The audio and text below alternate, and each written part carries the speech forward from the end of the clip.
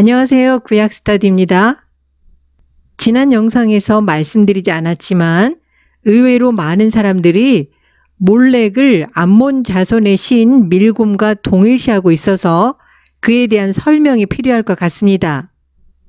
동일시하는 이유는 아마도 열왕기상 11장 7절에서 솔로몬이 암몬 자손에 가증한 몰록을 위하여 산당을 지었다는 설명 때문일 것입니다.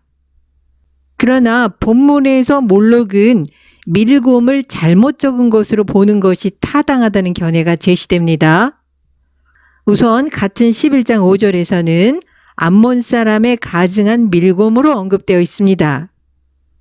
그리고 열왕기하 23장 10절은 몰록 제의를 드리는 자리는 흰놈의 아들 골짜기에 있는 도벳이라고 언급하는 반면에 13절에서는 몰렉과 암몬 자손의 밀곰을 분명하게 구별해서 설명합니다. 그러니까 몰렉 제의를 드리는 자리는 흰놈의 아들 골짜기의 도벳인 반면에 솔로몬이 세웠던 암몬 자손의 가증한 밀곰을 위하여 세웠던 산당은 흰놈의 아들 골짜기가 아니고 예루살렘 앞에 있는 멸망산 오른쪽에 세워져 있었습니다.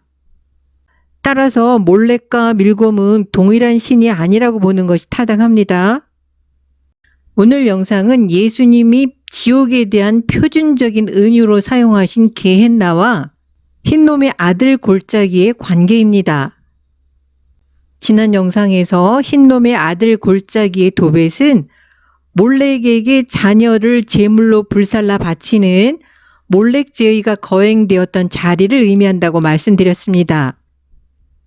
흰놈의 아들 골짜기에 대한 가장 오래된 역사적인 언급은 여호수아 15장 8절입니다. 여기서는 지파 간의 경계를 설명하기 위해서 사용되었습니다. 다음으로는 유다의 왕 아하스가 흰놈의 아들 골짜기에서 그의 자녀들을 불살랐다는 기록이 있습니다. 그 다음은 유다의 왕 므낫세 역시 흰놈의 아들 골짜기에서 그 아들을 불 가운데로 지나가게 했다고 기록하고 있습니다. 그래서 요시야 왕은 흰놈의 아들 골짜기의 도벳을 더럽게 해서 그곳에서 누구도 몰렉에게 바치기 위해서 자기 자녀를 제물로 불태우지 못하게 했습니다. 요시야 왕은 아마도 죽은 자의 해골을 던져서 그것을 더럽혔을 것입니다. 나중에 흰놈의 골짜기는 장례가 허용되지 않는 부정한 시체들을 버리는 곳이 되었고 결국에는 도시의 쓰레기를 버리는 장소가 되었다고 합니다. 그래서 그곳에서는 항상 불이 타고 있었다고 합니다. 유대 랍비들은 흰놈의 아들 골짜기를 줄여서 흰놈의 골짜기로 불렀는데 히브리어로 게흰놈입니다. 유대교에서 게흰놈이라는 이름은 일반적으로 죽은 뒤에 악한 자들을 위해서 마련된 고통의 장소의 명칭으로 사용되었습니다. 그리고 이 명칭이 신약성서에서 그리스어로 음역되는 과정에서 게헨나가 됩니다. 신약성서에서 게헨나는 구원받지 못한 사람들이 부활의 몸으로 고통을 받는 장소를 가리키게 되었습니다. 한 눈으로 영생에 들어가는 것이 두 눈을 가지고 지옥불에 던지우는 것보다 나으니라는 마태복음 18장 9절에서 지옥은 게헨나입니다. 게헨나라는 용어는 예수님이 영원한 형벌의 장소에 대한 표준적인 은유로 사용하신 용어입니다. 불이라는 단어가 추가된 것은 자녀를 불태운 몰렉 제의를 연상시키고 랍비들의 전통에 따르면 흰놈의 골짜기에서는 항상 불이 타고 있었기 때문이고 더 나아가 영원한 심판의 상징이기 때문일 것입니다.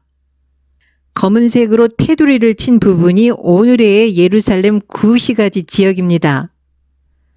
흰놈의 아들 골짜기는 예루살렘 서쪽과 남쪽의 경계를 이루고 있는데 몰렉 제의를 거행하던 도벳은 시온산 남쪽 기슭에 있는 흰놈의 아들 골짜기에 있었습니다.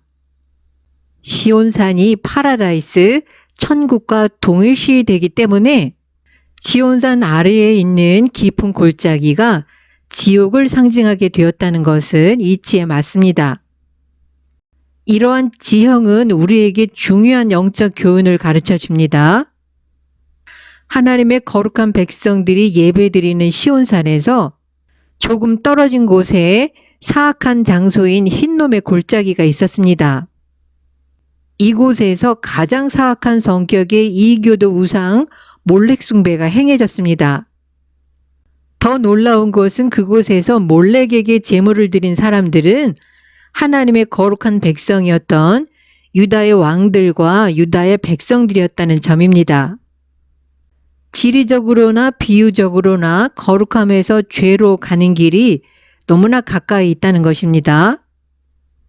오늘 영상은 여기서 마치겠습니다. 시청해 주셔서 감사합니다.